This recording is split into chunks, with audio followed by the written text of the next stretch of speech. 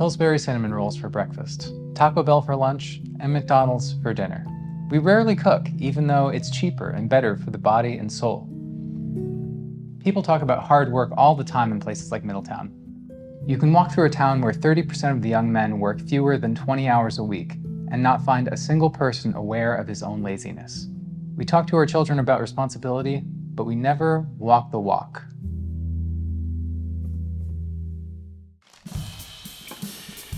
JD Vance is the Republican vice presidential nominee. He is conservative, religious, a tech millionaire, and he's branded himself as a populist. He hit the national scene as an author with his bestseller, Hillbilly Elegy. He told the story of his rough upbringing in Ohio and Kentucky, with a drug-addicted mother, stepdads in and out of his life, and a set of grandparents who had kind of aged into reliable caretakers. The story illustrated how poor and working-class people from the region lived, and it was celebrated by liberals in particular. I've read books like Hillbilly Elegy. Several positive reviews in the New York Times and elsewhere, an acclaimed movie only a couple years later directed by Ron Howard. One convenient feature of the movie is that it depicts the trappings of poverty without giving priority to the social mechanisms that allow for it. In fact, the book assures the reader that people often share a lot of the blame for their own crappy situations, with subtle and vague anti-intellectual jabs and judgment of who he sees as lazy. This is the faux populism of JD Vance.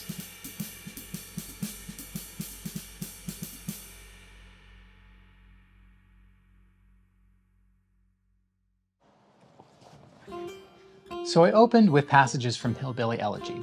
Vance's philosophy is one that highlights personal responsibility. People should know better than to eat this food. They should know to work hard so they aren't forced to game the welfare system. They should know not to yell at their kids or have volatile relationships or do drugs. And what is de-emphasized is the fact that people respond to the environments in which they exist. Example, probably very few people actually see this as an ideal breakfast. People buy this and other ultra-processed food because it makes up 70% of the US food supply, and we're trained to crave these foods and recognize their brands during every commercial break. The book isn't just about poverty, it's about white poverty, the disaffected working class whose jobs have been shipped overseas and now they're Trump voters, the holy grail of voting blocs. What do you tell people about the folks you grew up with, and specifically how the Democrats lost support in that specific community? And people ate it up. David Brooks writes, "We all have a sense of what the working class honor code was. But if you want a refresher, I recommend JD Vance's new book, Hillbilly Elegy." Or from Vox, "Hillbilly Elegy is such an important book. Vance's is a unique voice. He offers a tough but sympathetic glimpse into a pocket of white America that is too easily lampooned in popular culture. And he does it as only someone who's lived in that world can." In 2016 and 2017, Vance made 31 appearances on CNN and MSNBC, and only 2 on Fox, because he was the perfect conservative for 2016. Essentially, a never-Trumper who could be a medium through which to learn about the country's whitest and least economically mobile strata.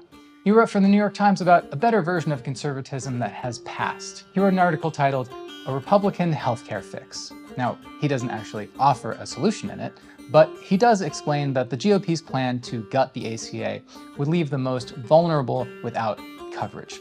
He doesn't quite believe in letting people die in the street, but he hasn't fully invested himself in really keeping that from happening. Now, by 2013, he had gone from a poor kid in Ohio to finishing Yale Law School and being a contributor to the National Review. Soon after, he got a job working for Senator John Cornyn, and then a job at the law firm Sidley Austin, where the starting salary for first-year associates is currently close to $250,000.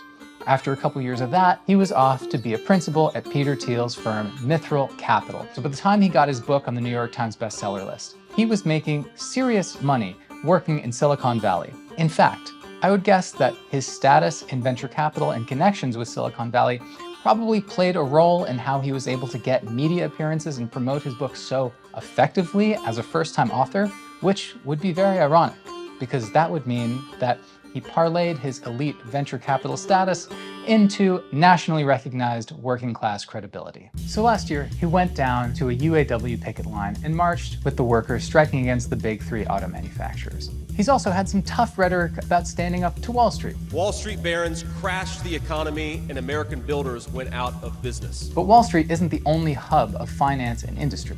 In June, Vance sat down to a $300,000 a seat fundraiser for Donald Trump in Silicon Valley.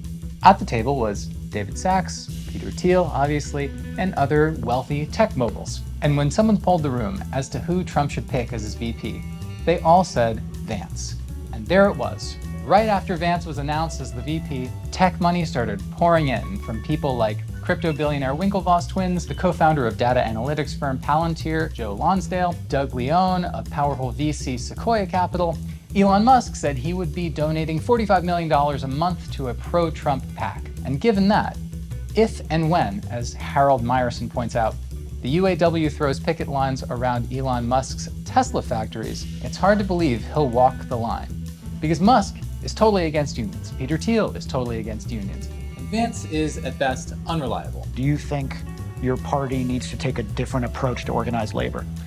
Well, I think it's going to be case by case, right? I mean, the way that I've approached organized labor, and I have good relationships with some unions and very not good relationships with others. But if you're, let's say, the Starbucks barista union, and you're getting involved in the Israel-Hamas fight, and you're taking the side of Hamas, then my reaction is going to be, well, one, what does that have to do with higher wages for baristas?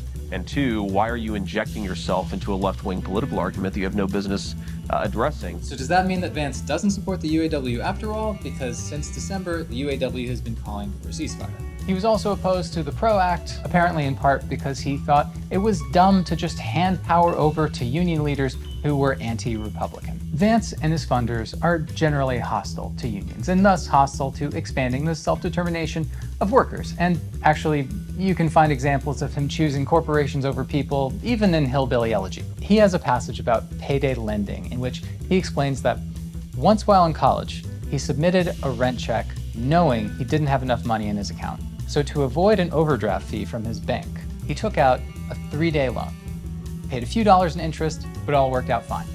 Well, as it happens, he worked at the Ohio State Senate at the time, and they were in the process of passing some legislation to rein in payday lending. The senator he worked for, Robert Schuller, was against the legislation. Vance said he didn't know why, but he indicated that he was glad the senator was against it, because Vance expressed that he and his people belong to a shadow economy that lawmakers didn't really grasp. These highfalutin lawmakers, uninitiated with regard to this parallel economy, just see payday lenders as predatory. But they didn't even factor in situations like Vance's, where a payday lender just worked out perfectly. The payday lending industry had exploded in Ohio, going from 106 stores in 1997 to more than 1,600 in 2008. Turns out it's quite profitable to hand out loans at an annual interest rate of 391%. And the most profitable customers are not people like Vance who pay back their loans on time. It's the people who get trapped in debt cycles. Now, the legislation that his senator didn't support was called the Short-Term Lender Law. And one thing it did was cap interest rates at 28%, not 391. So if you took out $100, you would end up paying back $102 instead of $115. The bill's primary opponents were obviously payday lenders and politicians like the one Vance worked for, who happened to have taken campaign contributions from payday lenders. But fortunately, it became law anyway, and it was later put to a ballot referendum where the people of Ohio chose to uphold the law. So if Vance is correct that opposing payday lenders wholesale is evidence that the political elites don't understand the regular people of Ohio, the regular people of Ohio also don't understand the regular people of Ohio. And now, to get even further away from anything regular, I'd like to read you a very strange story that I swear has a point. Emma has completed the formal Catholic process to have a ritual exorcism. This as distinct from the deliverance prayers that the exorcist had been saying over her to limited effect. She has been formally examined by a psychiatrist who has certified that there is no known medical or natural cause for the things that she is suffering and that manifest themselves through her. I paid a call on Nathan and Emma at their apartment. Her face betrayed signs of an internal struggle. Suddenly, her head swung back and to the left, and a deep voice said through her, "Fucking bitch." she was instantly back to herself and said weakly, "That's not me."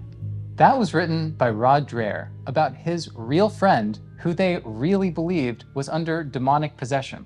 Now, I certainly hope she got help for whatever she was actually suffering from, because it wasn't demonic possession, because that's not real. What is real is the friendship between Rod Dreher and JD Vance. Dreher is an Orthodox Christian who writes about the world with the kind of moral panic you would expect from someone who thought The Exorcist was a documentary. Obviously, extremely religious, very concerned, as Vance is, with the birth rate. For Dreher, the idea that gays can marry and adopt would fall under the category of radical gay rights, which he's praised Hungary for not tolerating. Part of why he thinks rights like that need to be reined in is that fostering a pro-family culture and privileging traditional marriage is crucial for the birth rate. He also believes that to solve this necessitates some kind of religious revival. In Dreher's book, Live Not by Lies, a manual for Christian dissidents, he writes that liberalism's admirable care for the weak and marginalized is fast turning into a monstrous ideology that, if it is not stopped, will transform liberal democracy into a softer, therapeutic form of totalitarianism. This is a book JD Vance has promoted, and part of resisting an increasingly secular society for Dreher would be to strengthen one's own religiousness and ties to the religious community, which is something JD Vance has been doing over the past few years. Dreher was actually at Vance's baptism into Catholicism in 2019. So religiously informed fear of societal degradation is, something on Vance's mind. But as far as his actual legislative record goes, he's proposed a bill called No Obamacare for Illegal Aliens, a bill to make English the official language of the United States, and a bill to keep colleges that employ undocumented immigrants from receiving federal funds. Okay, sure, he's a nativist, but what about his sweet, sweet workers, his people? Well, let's take this example. Vance opposed EPA rules that would limit cancer-causing chemicals for steel workers. Part of the steel supply chain is the production of coke, which entails heating up coal to 2,000 degrees. The pollutants emitted by this process are so harmful to the surrounding area that when a coal plant in Pittsburgh shuttered in 2016, visits to the emergency room for cardiovascular issues dropped by 42% the following week. So the EPA has rules requiring the monitor of emissions so that these plants weren't, for example, leaking several times the recommended limit of cancer-causing benzene. But Vance intervened, more concerned with maintaining steel production, and now the EPA's rules are weaker. Almost half the coke production plants in the US don't even require benzene monitoring now, which would be another instance in which Vance took the side of big business over workers.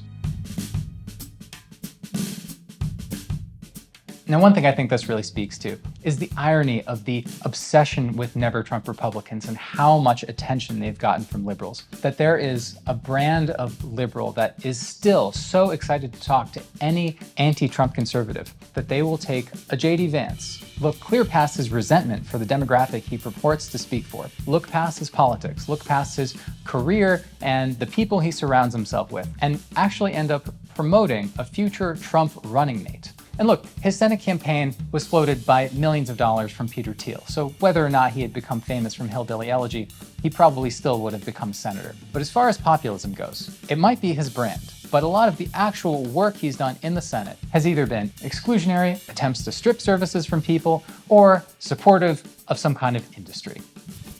And that will do it for me. My name is Spencer Snyder. If you found this video helpful, make sure you are subscribed to Breaking Points. You can also find me on Twitter or at my own channel. Liking and sharing always help. Thank you to Breaking Points. Thank you so much for watching, and I will see you in the next one.